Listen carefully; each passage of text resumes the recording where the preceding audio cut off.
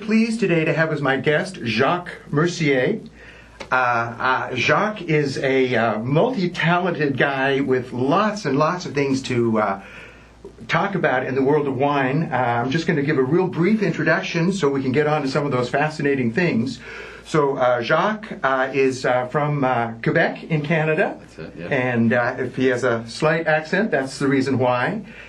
Jacques has a long history of as a home winemaker, was a home winemaker in Canada for 20 years, really kind of perfecting his art and skill as a winemaker. At the same time, he's a trained scientist, has 2 PhDs, one in physics, one in chemistry. That's a major in physics, minor in chemistry. There you go, okay.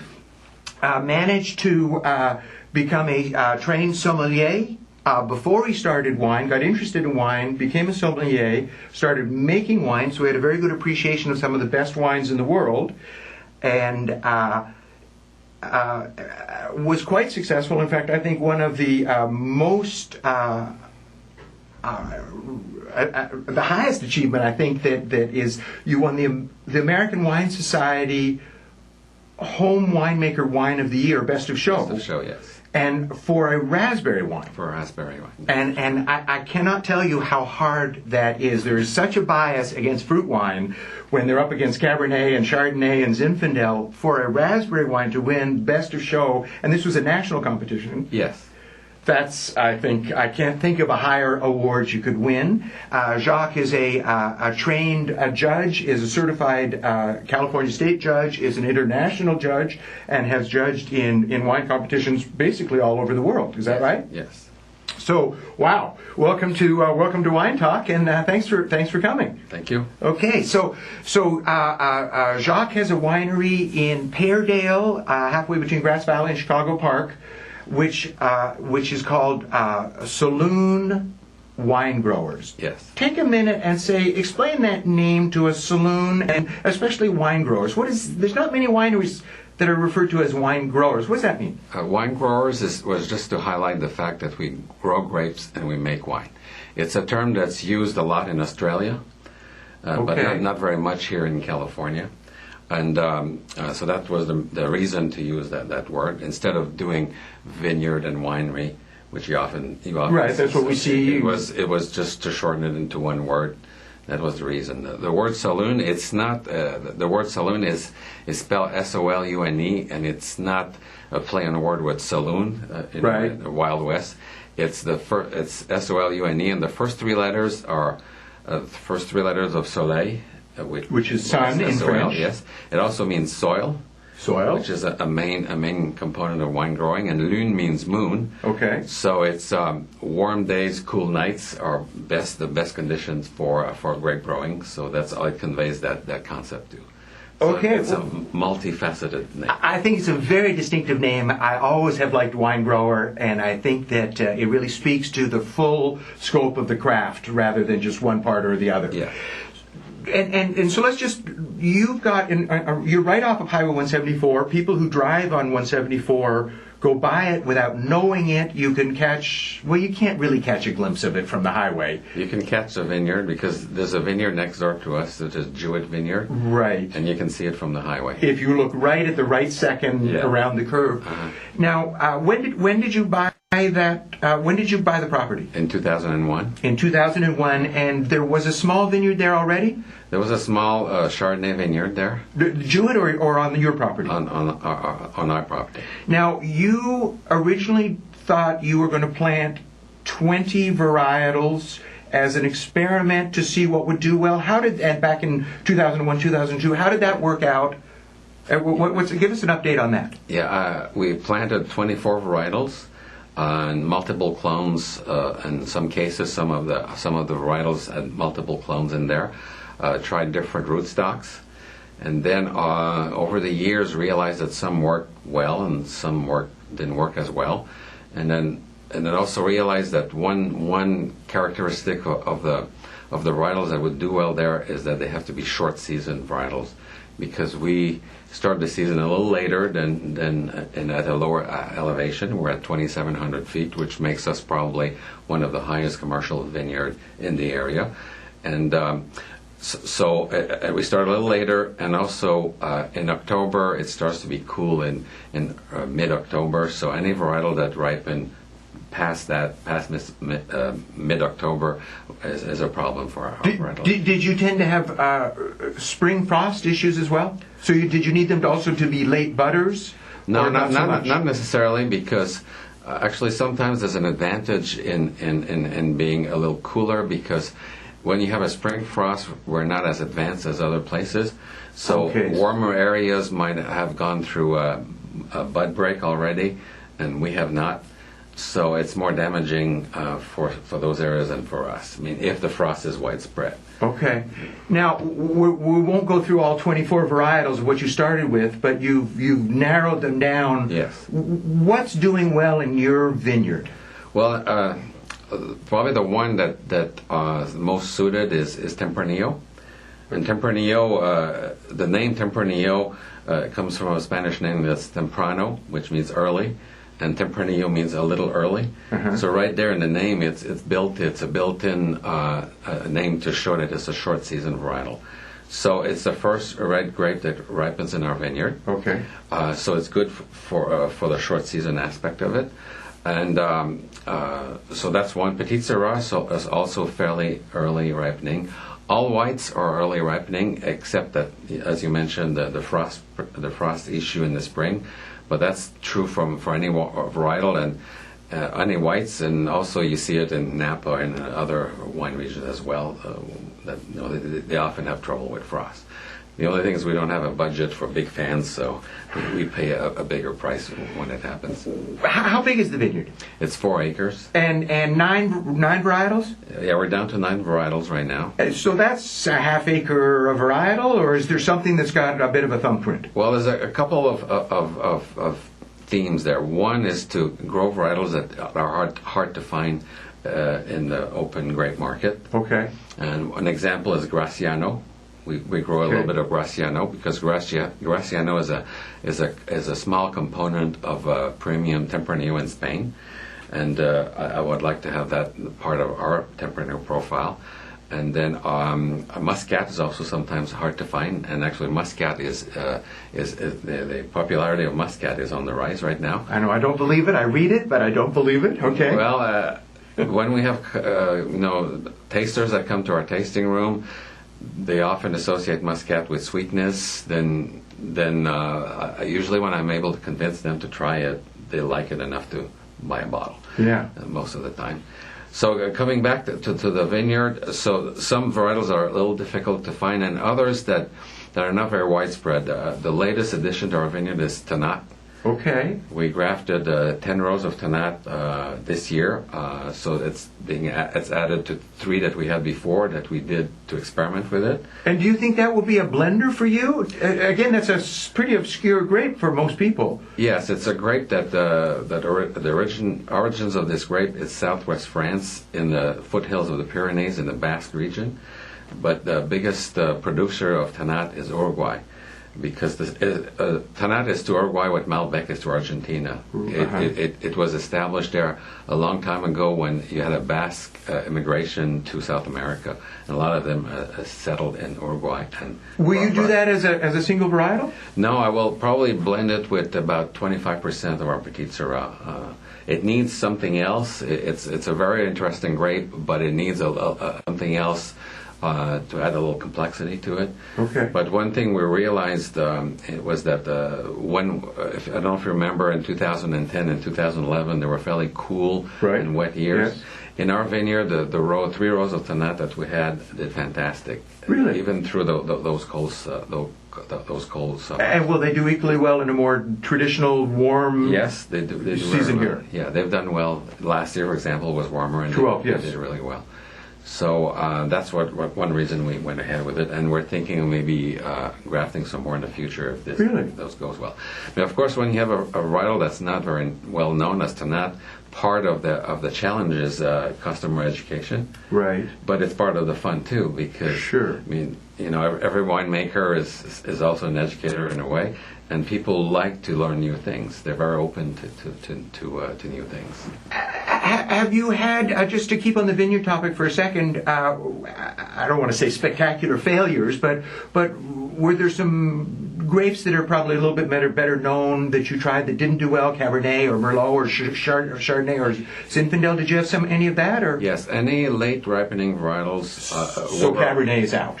Yeah, Cabernet, Zinfandel, Mourvèdre, we had that, as well as even Cabernet Franc. In the 2 colder years that we have, they're not ripened fully. Okay. And I would like to have varietals that do well every year. Okay. So I even had a Pinot Noir there, but I knew it wouldn't work, but I did it because it's my favorite wine, and I just wanted to try it for the hell of it. And how long did you give it before you... Just a couple of harvests. Harvest and it's gone. It was gone, but it was fun. Yeah. Now, you're, as you mentioned, 2,700 feet, one of the highest vineyards in the county. There's a huge amount of diversity of what types of grapes are grown in Nevada County. There's no way. Is there a way to look at your vineyard and suggest what might do well in other vineyards, or is there a way to think what varietals might do well in Nevada County? Well, one of the advantages of Nevada County is a large range in altitude. It can go from, I guess, 1,100 feet to 7,000 feet if you go up to Truckee, or 6,000 feet. Right. But, above 3,000 feet doesn't count. So you've got almost 2,000 feet of range there. So it means that there's like some of the varietals that would not ripen in my vineyard have no problem in the lower part of the county. Like Zinfandel and Cabernet Sauvignon will do well at a lower altitude. So it's a little bit the same situation as in El Dorado, because El Dorado has a large range in altitude, so there's no real flagship varietals in El Dorado. And for Nevada County, I think it would be difficult to come up with a flagship because of that. But in my mind, it's an advantage because of the diversity. Yeah. In Amador County, the range of altitude is a little shorter, so that's why they can concentrate on certain varieties like Zinfandel and more recently Barbera. So people would just automatically assume foothills, Zinfandel must do well here, but it's very site specific. It is. Even on Highway 174 where we are, we have we're in what's called a mini. It's called like a banana belt. Yeah. Because when I get up in the morning, I look at the weather. There's an app that I look at. It's called Weather Underground. Yes. And then I can see the temperature. And in other sites, it's about 61, 62. And ours, we're already at 70, so we're a little warmer where we are. So that gives you a little break on the 2,700 feet elevation issue. Yes, it does. Yeah. Okay. You also you make wine from your own vineyard, like you've been talking about. You also buy grapes both from Nevada County and I think other places in the foothills. So you're looking for the grapes that you can't grow. What percentage do you grow of what you make? How does that work? We grow about 15 to 20%. So you're buying a good portion. Yes, because we would need a vineyard that's much larger than what we have, and then it would be probably a little too large for us to take care of. And what do you look at? Are you looking for certain varietals when you're out looking for other vineyards? Well, early on I decided that our winery would not be a theme winery. We're not a Rhone winery. We're not an Italian winery. Okay. Because I didn't want to limit the scope of what we do. Okay. I mean, if somebody asked me what's your theme here, my theme is good wine. Good wine. Good wine. So it could be from anything. Okay. So one of the reasons that I judge at wine competition, it's sort of a secret agenda, if you want, is to sample various grape sources. So so when you're at the California State Fair and you've got it's all regional. Yes. So when I like a wine, I take note of it, and then later after the competition, because we don't know what we judge, as you know, then I find out who the grower is, and because I grow grapes, I can go and visit the vineyard and see if they do use good viticultural practices. And what I usually do is I buy half a ton or a ton, and make a small cuvee, and then if I like it, if the customers like it, then the following year I order more.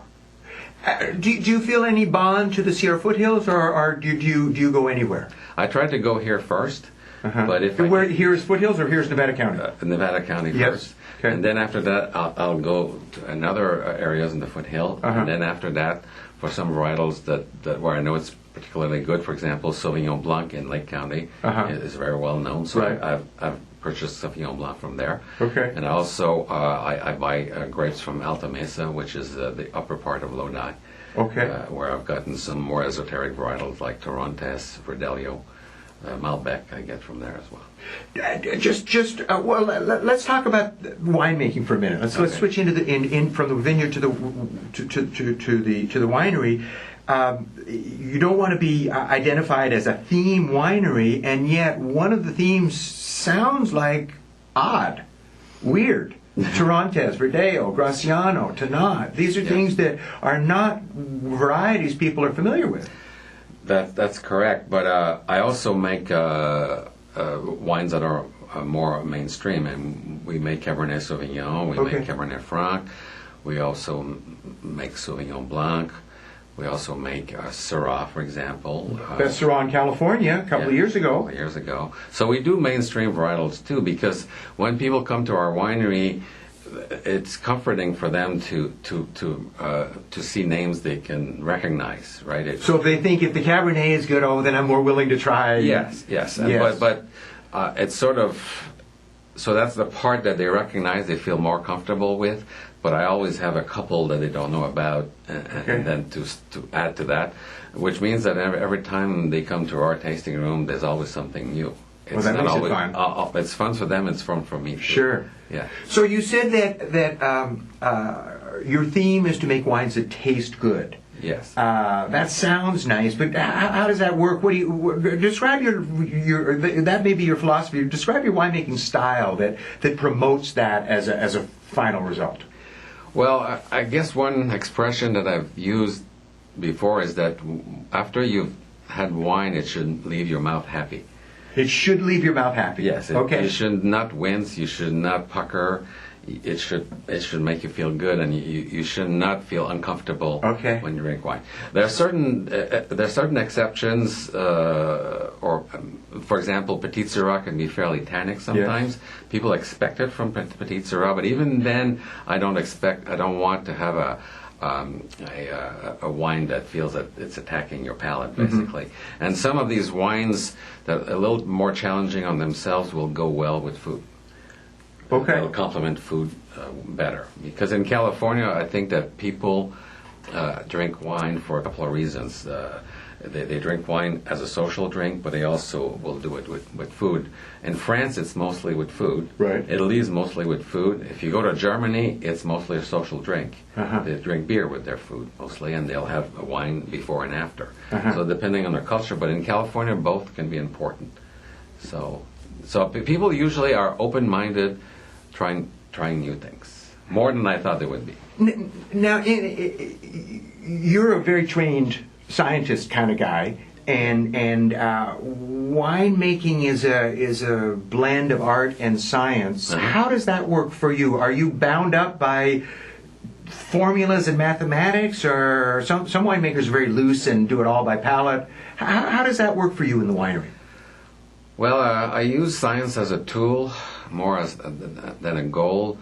I guess the same way, if you have a painter, there's science involved in pigments and color and all that, but in the end, it's the art that wins, but you still have a technical part of it. It's the same with my winemaking, same with music, all the recording part of it, the technical aspect, but in the end, it's the music that counts. So for winemaking, I mean, there's certain things I look at. I want to make sure my wine will age properly, so I pay attention to pH. I don't want the pH to be too high. And so the numbers are guidelines more than anything else. But my final decisions are based on palate, on tasting. And also when you do trials, blending trials or oak trials, if you want to reproduce what you do in a small-scale trial to a large tank, you have to keep track of everything you do. and that's where the science comes from. It helps you The methodology.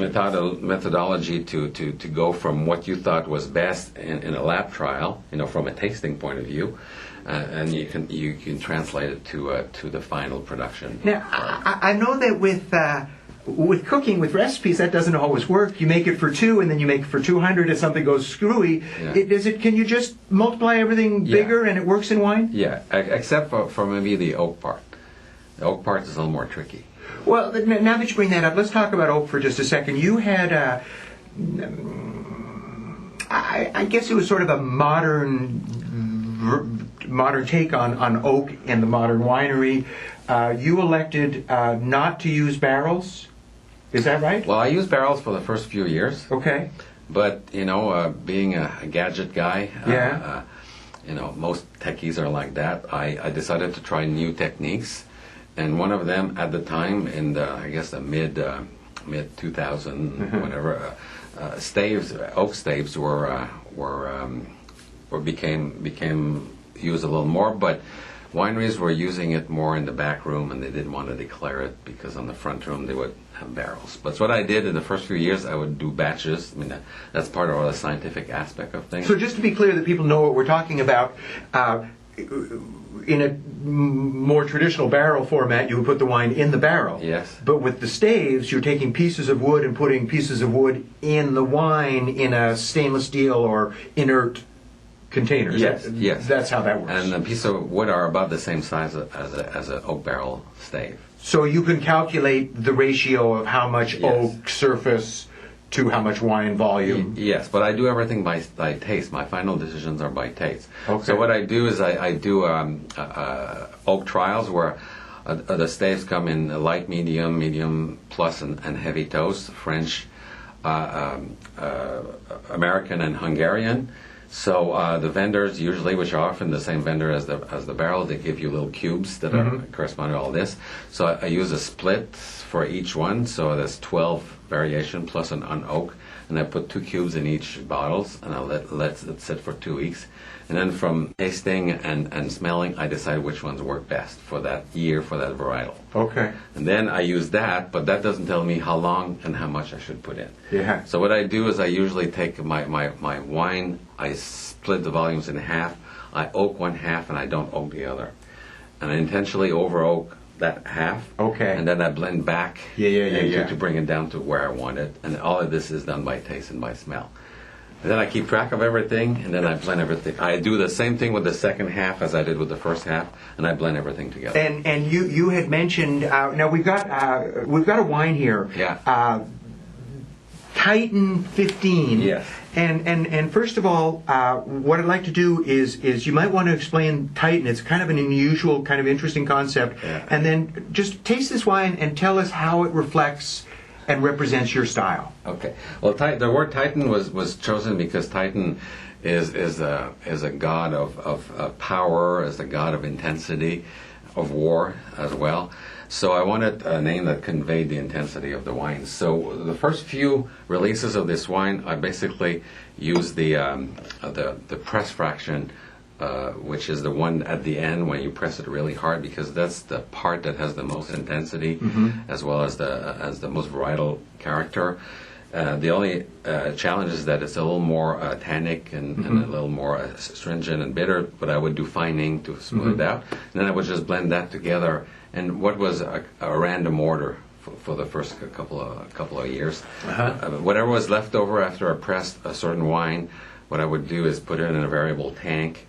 And then the next wine that came along, I would just add to that until that tank was full, and that was Titan number 1. I love that idea. I don't know if people get exactly how that works, but it's a fabulous idea. Titan 1 and Titan 3 were like that. And we've had a vertical tasting at some point, and of all the Titans, because we're up to 15 now, and Titan 1 was still one of the favorite ones, and it was a purely accidental blend. Yeah. But after that, I decided to make my blends a little more purposeful. Okay. So I'll give you an example of this one, which is a blend of Zinfandel and Barbera.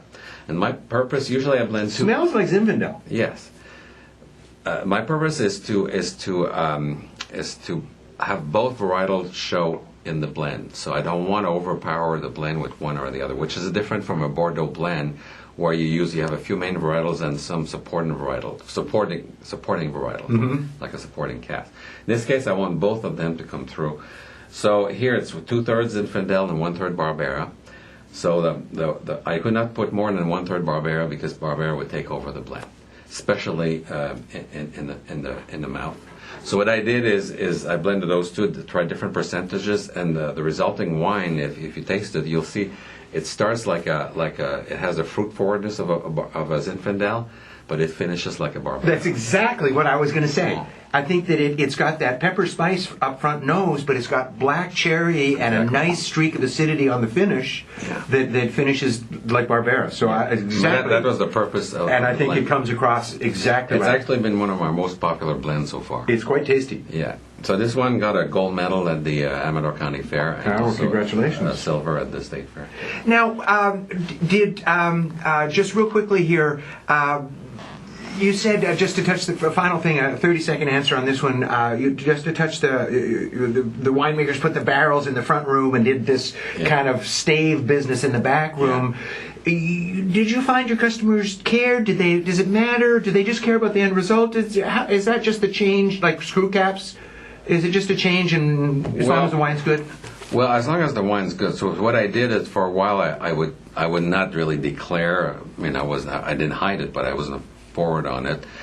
And then I even had a barrel tasting where I got a couple of used barrels because it was a barrel tasting. I put the wine in the barrel, and then after the barrel tasting, it went back in the tank. Okay. It was just for show. But then after that, I said, this is ridiculous. Yeah. Then after that, I decided to go open kimono, basically. Yeah. And now I've got signs that explain everything I do, and people think it's neat. They really like the novelty of it, and these are California people. They're used to innovation. Right. So what have you got new for me? So they're really open-minded about it. So now I've got staves leaning against the counter, and then when we get to the oak part, then basically I showed it to them, I explained it to them, and since they've already tasted the wine, they like them most of the time. Then for them it works because they just stay this day. And on that point, let's just say the winery is on just off of Highway 174. There's a sign. You can see the Saloon Wine Grower sign. When can people visit? Are you open to the public? What is there a tasting room there? Just talk very briefly. We only have a minute here. Okay. Just tell us how do people come and visit you? So we're open for tasting at the winery every Saturday and Sunday from 12 to 5. 12 to 5 on the weekends. Every Saturday and Sunday. The only time we've closed is when there was a snowstorm in the winter. And that's legitimate. And nobody can come up to hill. Yeah, okay. But otherwise, we're open every. And also, if you want to come and you have a group during the week, you just call for an appointment. And if I'm around, if I'm not off on the road or picking grapes or whatever, then we'd be open. We also pour our grapes, our wines at the Grass Valley Wine Company, where we're partnering. And that's on Mill Street in downtown Grass Valley. Yes. Okay, well, as much as I'd love to sit here and talk for another half hour, we're going to have to wrap it up. Jacques, thank you so much for coming and telling us a little bit about Saloon Wine Growers.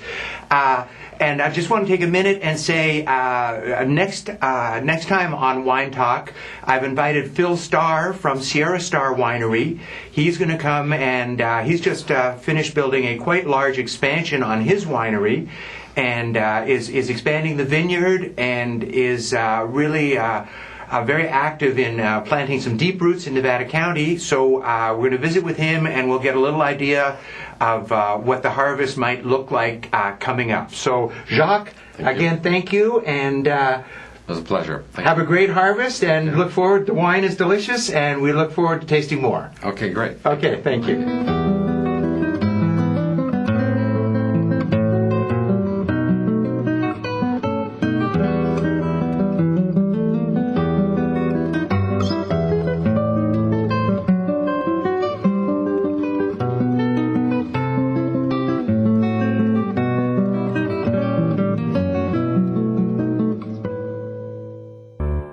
Seventh-day Adventist Church, Grass Valley, provider of amazing facts, religious weekend programming, located at 12889 Osborne Hill Road in Grass Valley.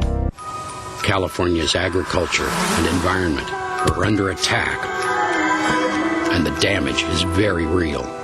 The damage by invasive pests, Learn about stopping their attack at hungrypest.com.